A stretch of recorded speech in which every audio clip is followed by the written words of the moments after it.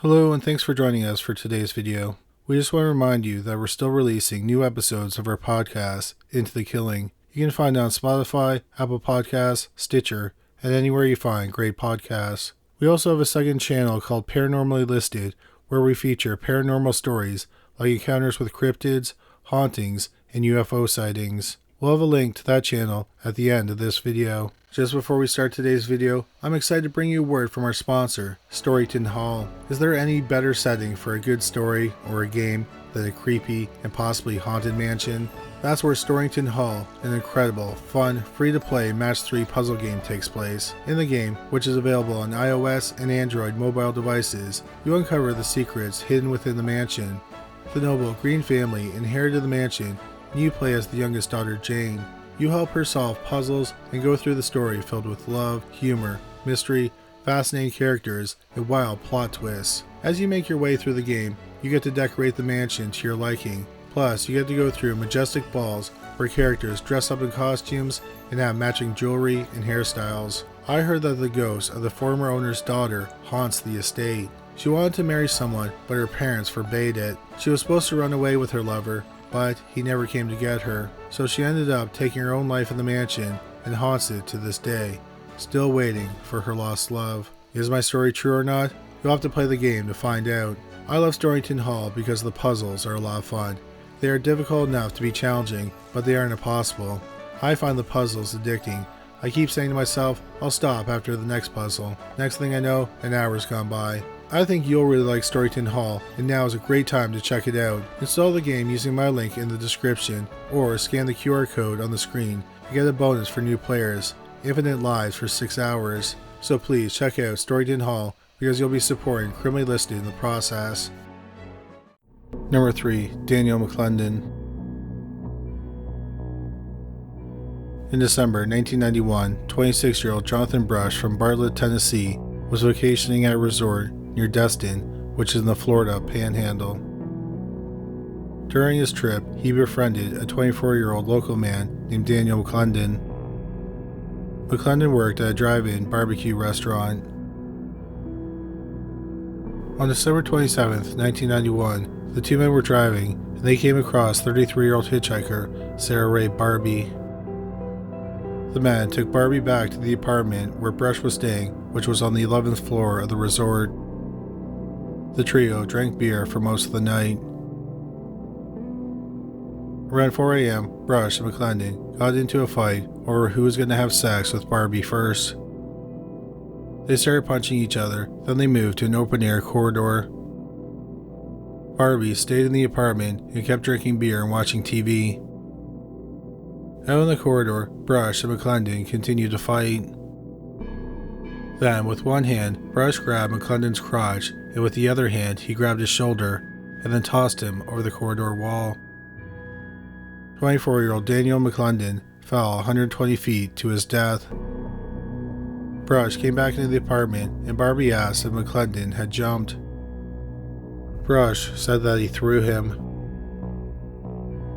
26-year-old Jonathan Brush was charged with second-degree murder. He went to trial in June 1992. Brush testified that during the fight, he crouched, and McClendon's own momentum sent him over the wall. The man who witnessed the fight testified that Brush threw McClendon over the wall. Another witness heard Brush tell Sarah J. Barbie that he threw McClendon over the wall. The jury deliberated for an hour. Jonathan Brush was found guilty of second-degree murder. A month later, he was sentenced to the maximum 22 years in prison.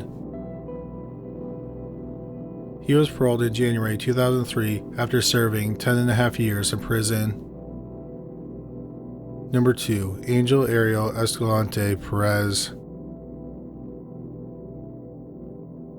In June 2015, Angel Ariel Escalante Perez lived with his mother, father, brother, and sister in Guatemala City, Guatemala. Angel was shy, quiet, and courteous, and got good grades in school. He liked soccer, music, and drawing. On June 15, 2015, 12-year-old Angel was walking home from school alone. Tragically, he didn't make it home. His family and neighbors looked for him. About 72 hours after Angel went missing, he was found in some foliage under the Incendio Bridge. 12-year-old Angel was barely alive. His father was one of the first on the scene. Emergency workers retrieved him from the ravine and he was brought to the hospital. Angel then relayed a horrifying story. He said as he was walking home from school, 6 gang members approached him. They handed him a gun and gave him an option. He could kill a random bus driver or be murdered himself. Angel didn't want to kill anyone, especially a bus driver, because that's what his father did for work. So he chose to die. The gang members then gave him another choice. They could kill him with their machetes or throw him off a bridge. He chose the bridge. So they tossed him off the bridge and he fell 400 feet to the ground below. Some trees and foliage cushioned his fall. But unfortunately, he was found too late. 12-year-old Angel Ariel Escalante Perez died after 15 days in the hospital. Had he been found earlier, he might have survived. Many people in Guatemala were horrified by what happened to Angel. A lot of people hailed Angel for his bravery by giving up his life to save someone else. No one has ever been arrested for his murder. Number 1. Sarene Key. In the autumn of 1995, 34-year-old Cameron Brown lived in Newport Beach, California. He worked as a baggage handler for an airline.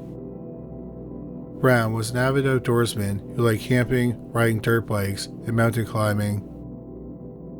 One time, he ran a marathon at 5,000 feet. He liked to drive his souped-up Army Jeep up and down the main strip of Newport Beach. In November 1995, he met a woman named Sarene Key at a jazz bar in Newport Beach. Sarah was a British citizen who was living in the United States on an expired visa. After about a month of dating, Sarah learned that she was pregnant with Brown's child. Sarah said it happened when the condom they were using broke. At first, Brown seemed okay with the pregnancy. Then one of Sarah's roommates told Brown that Sarah thought she would have a better chance at getting U.S. citizenship if she had a baby. After that, Brown soured on the pregnancy. In early 1996, Brown and Sarah stopped dating. Brown tried to pressure Sarah into terminating the pregnancy, and she refused. He then tried to get her fired from her job and deported. But none of that worked, so Brown stopped communicating with Sarah. Brown told several friends he wanted nothing to do with the child and didn't want to pay child support. On August 29, 1996, Sarah gave birth to a daughter whom she named Sarene Key. At this point, Brown was completely out of the picture. Sarah didn't contact him to tell him about the birth because she was worried he would start causing trouble for her. Sarah tried her best to be a single mother, but found it hard to do financially. So in April 1997, she sought child support from Brown through the district attorney's office. Brown demanded a DNA test. One was performed, and it proved that Lauren was his daughter. The same year, Sarah got married and changed her last name to Key Marer. In February 1998, the family court ordered Brown to pay over $1,000 a month in child support. Unsurprisingly, Brown was not happy about this. 7 months later, in July 1999, he filed for joint legal custody, visitation rights, and a reduction in his child support payments. Brown had yet to meet his daughter, who was nearly 3 years old. Brown made these filings because he found out he could have his child support payments reduced if he had visitation rights with Lauren. In November 1999, he started getting supervised visits. Brown talked to his friends about the visitation rights, and one reason he liked them was because he knew it bothered Sarah. Brown also talked with an acquaintance who also had to pay child support about how it would be nice if they could get rid of the kids. Brown brought this up repeatedly. His acquaintance was shocked. He had heard some guys joke about wanting the mother to go away or even killing her, but he had never heard anyone say that they wanted to get rid of their children. In January 2000, Brown requested that his child support payments be dropped to $250 because he claimed he was unemployed. A few months later, he learned that his child support payments wouldn't be decreased because he had lied and he was still making money. Brown was furious and he told Sarah that she would pay for this. On Wednesday, November 8, 2008, Cameron Brown picked up 4-year-old Lauren at her preschool. Wednesdays were his normal visitation day.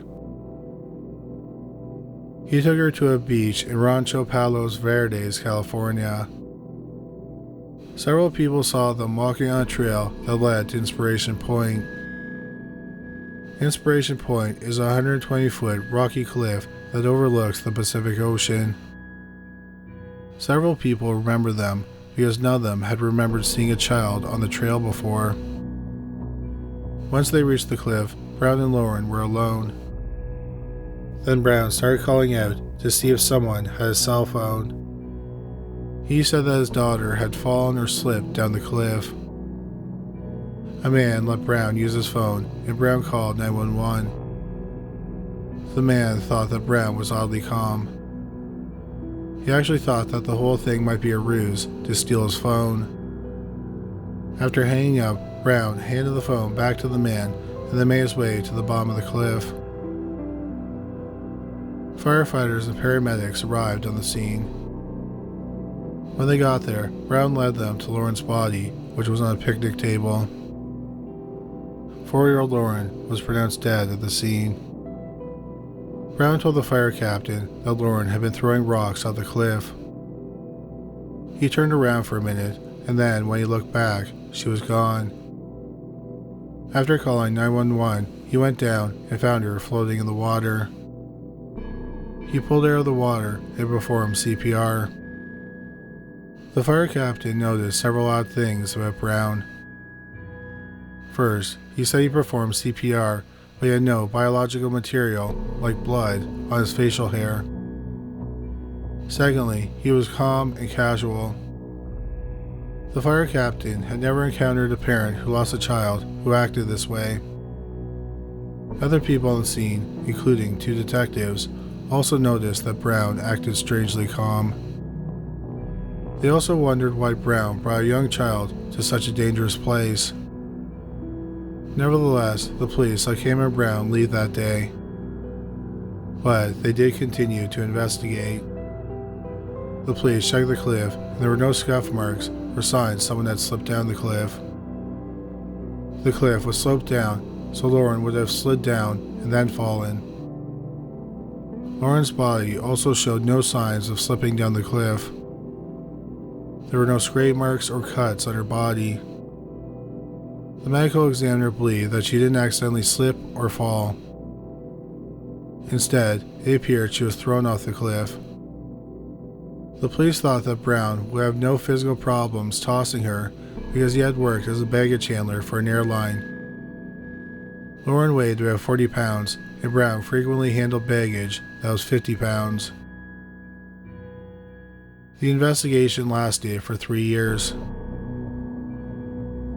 Then in November 2003, Cameron Brown was arrested for first-degree murder. He went to trial nearly 3 years later, in the summer of 2006. His trial lasted 2 months. It ended in a mistrial because the jury was deadlocked.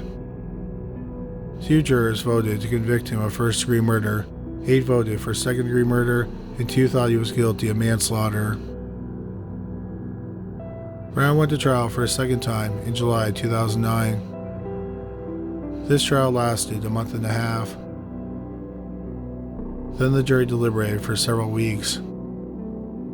Once again, the judge declared a mistrial because the jury was deadlocked. This time, the jury was evenly split between finding him guilty of second-degree murder and manslaughter. After 2 deadlocked juries, the district attorney may have been hesitant to try the case again, but they noted that none of the jurors had voted to acquit.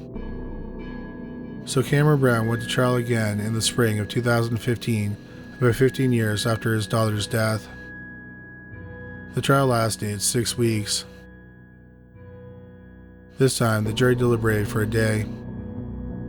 They found 53-year-old Cameron Brown guilty of first-degree murder. In September 2015, he was sentenced to life without parole. At the time of this video, 60-year-old Cameron Brown is serving his sentence at the Chickasaw Valley State Prison in Blythe, California. We want to say a big thank you to Storyton Hall for sponsoring this video. You can download the game by scanning the QR code or by clicking on the link in the description. Well, that's all for today. Thanks again for watching.